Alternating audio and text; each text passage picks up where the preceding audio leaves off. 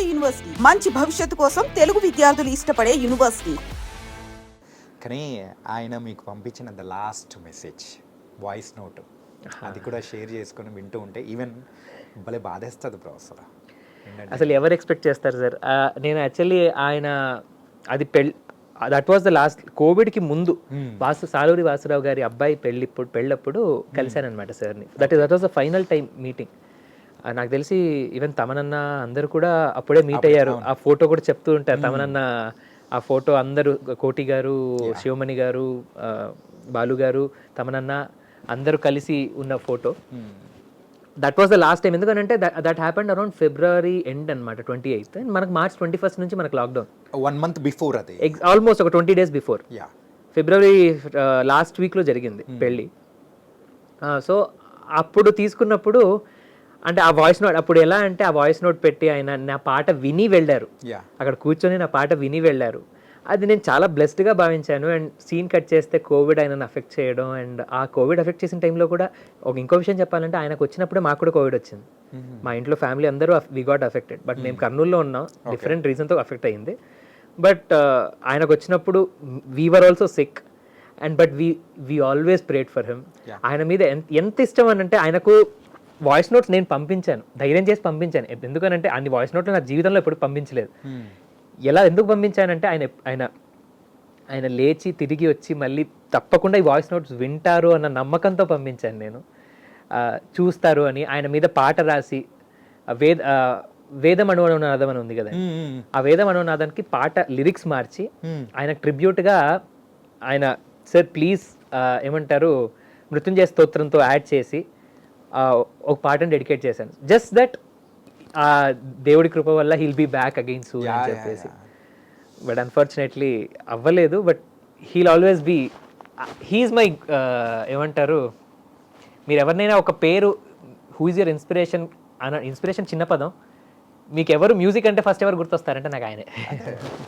Total south ఇండియాలో ఏ ఒక్క సింగర్ని కానీ, ఈవెన్ సౌత్ ఇండియానే కాదు, ఈవెన్ టోటల్ ఇండియాలో వన్ ఆఫ్ ద గ్రేటెస్ట్ సింగర్లు he's the one of the. మన సౌత్ ఇండియన్స్ ఇప్పటికి పాటలు వింటూ ఎంజాయ్ చేస్తాం, మ్యూజిక్ ఇండస్ట్రీని కూడా ముందుకు తీసుకెళ్ళడానికి వన్ ఆఫ్ ద రీజన్ ఏంటంటే ఎస్పీబీ గారే, ఎస్పీ బాలసుబ్రహ్మణ్యం గారు. అంటే ఇంతమంది సింగర్స్ వస్తున్నారంటే ఆయన పూనుకున్న పాడతా తీయ కానీ ఆ ప్రోగ్రామ్ కానీ ఆయన అంటే ఎంత మంచి సలహాలు అనేది కూడా ఇస్తూ ఉంటాడు. It was unmatchable to anyone bro.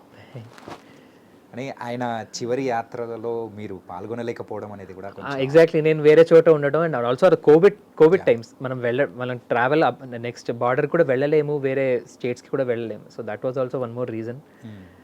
But yeah he'll be always there in my heart especially for sure. బాలుగారి కోసం ఏదైనా ఒక సాంగ్.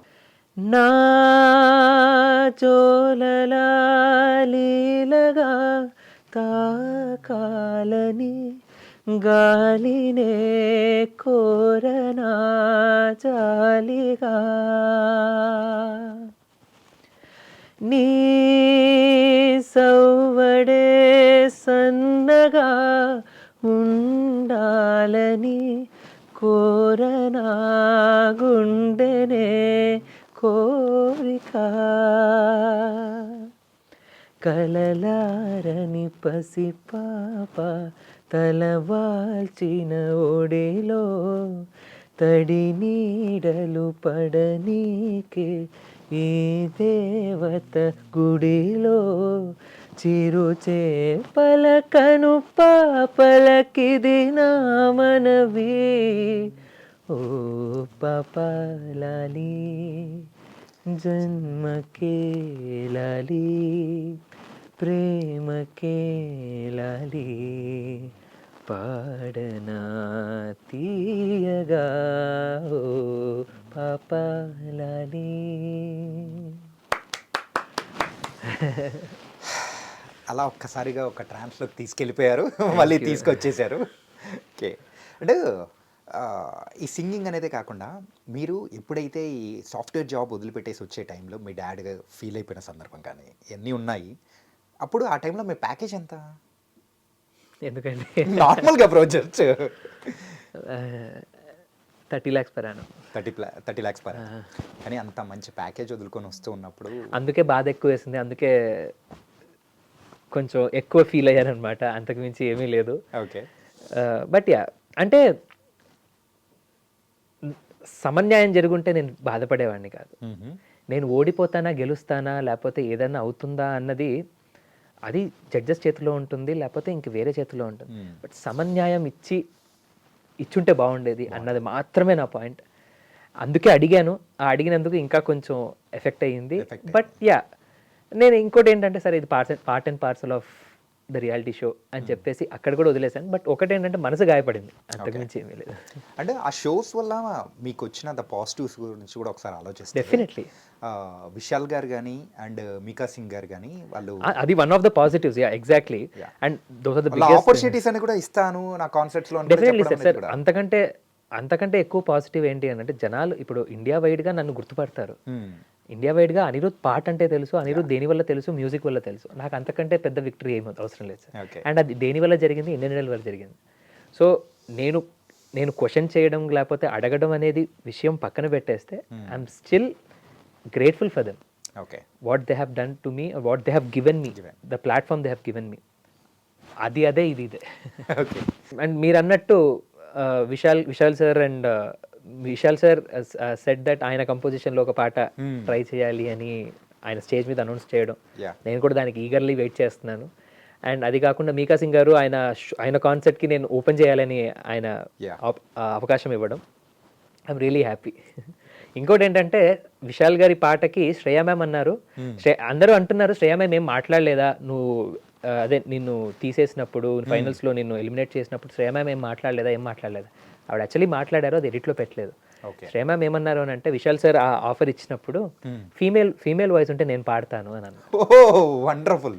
అది మళ్ళీ ఇప్పుడు జరుగుతుందా జరగదా అని తెలియదు అండి, ఎడిట్లో తీసేశారు. బట్ అది జరిగితే మాత్రం నాకంటే అదృష్టవంతుడు ఎవడు ఉండడు. ఎందుకంటే ఆవిడతో డ్యూయట్ పాడాలి అన్నది అది ఎవరికైనా కల, అఫ్ కోర్స్. అండ్ ఆవిడ ఆ మాట అనడం అనేది that is much more happy. అది జరిగితే బాగుంటుంది, ఎందుకంటే ఎడిట్లో తీసేశారు, బట్ అది జరుగుతుందో లేదో తెలియదు, అందుకు జరుగుతుంది బ్రో. అంటే ఒకసారి సింగింగ్ అవన్నీ కూడా కొంచెం పక్కన పెట్టేస్తే let's go to the college days. IIT మెడ్రాస్లో ఉన్నప్పుడు సో సరదాగా ఫెస్ట్లు జరుగుతూ ఉంటాయి, అన్నీ ఉంటుంది అనమాట. సో ఎవరైనా అమ్మాయిలు మీ పాట కోసం పదే మిమ్మల్ని విసిగిచ్చిన సందర్భాలు ఏదన్నా ఉన్నాయా? లేదండి, అంటే అప్పుడు ఐఐటిలో ఉన్నప్పుడు బాగా చదువు బిడ్డను అనమాట. ఎక్కువ పాడతాను ఇది చేస్తాను కానీ ఎక్కువ మాట్లాడేది కానీ అమ్మాయిలతో మాట్లాడేది కానీ ఇదంతా ఉండేది కాదు. మొత్తం గై బ్యాచ్ అనమాట. గైస్తో తిరగడం, అబ్బాయిలతో తిరగడమే ఎక్కువ. బట్ యా, అంటే పాటల పరంగా ఫ్యాన్స్ అంటూ ఉండడం, అడగడం అంతా చేసేవాళ్ళు, అంతవరకే పెట్టేవాడిని కూడా. అర్థమైపోయింది కదా, చదువులో బిడ్డ, నో పక్క చూపులు, అప్పట్లో బుక్ చూపులు. అంటే ఇప్పుడైతే చూపులు చూస్తారా? అలా లేదు, అంటే అప్పుడు ఏమంటారు, అభం శుభం తెలియని అబ్బాయినా అంతే అనుకోండి. ఓకే బ్రో, ఇది పేరెంట్స్ అందరూ ఫాలో అవుతారు, నో పక్క చూపులు, ఓన్లీ బుక్ చూపులు. లేదు, అంటే ఒకటి నేను ఏదన్నానండి, నాకు కాంపిటీషన్ ఉంటే నేను ఇంకా అది నా నేచర్ లేకపోతే నాకు అలా అలవాటు అయిపోయిందో, కాంపిటీషన్ ఉంటే I excel much more. Okay. IIT అవ్వనివ్వండి, ఐఐటి అలానే క్రాక్ చేశాను. చుట్టుపక్కల ఉన్న వాళ్ళందరూ చదువుతున్నారు, నేను చదవాలని చదివాను. అండ్ ఇక్కడ కూడా పాటల పరంగా కూడా నా హిందీ, యాక్చువల్లీ నా పాటల్లో కూడా హిందీ ఫస్ట్ డిక్షన్ ప్రాబ్లం ఉండిందని చెప్పారు. అండ్ రాను దాన్ని ఇంప్రూవ్ చేసుకుంటూ అది ఎలా వచ్చింది అని అంటే చుట్టుపక్కల అందరూ హిందీ మాట్లాడుతున్నారు ఫస్ట్ థింగ్, అండ్ వాళ్ళందరూ పాడుతున్నారు. నాకు ఏమంటారు దాని మీద వర్క్ చేయాలి, నేను కూడా ఎక్సెల్ అవ్వాలి అన్న ఆ థాట్ ప్రాసెస్ ఎక్కువ అనమాట. నాకు ఎప్పుడు కాంపిటేటివ్ స్పిరిట్ కొంచెం ఎక్కువ. దాని పరంగానే ఇది కూడా ఫైనల్స్ వరకు వచ్చాను అని అంటే కూడా I think that has help me a lot. మామూలు ఫైర్ గారు బ్రో.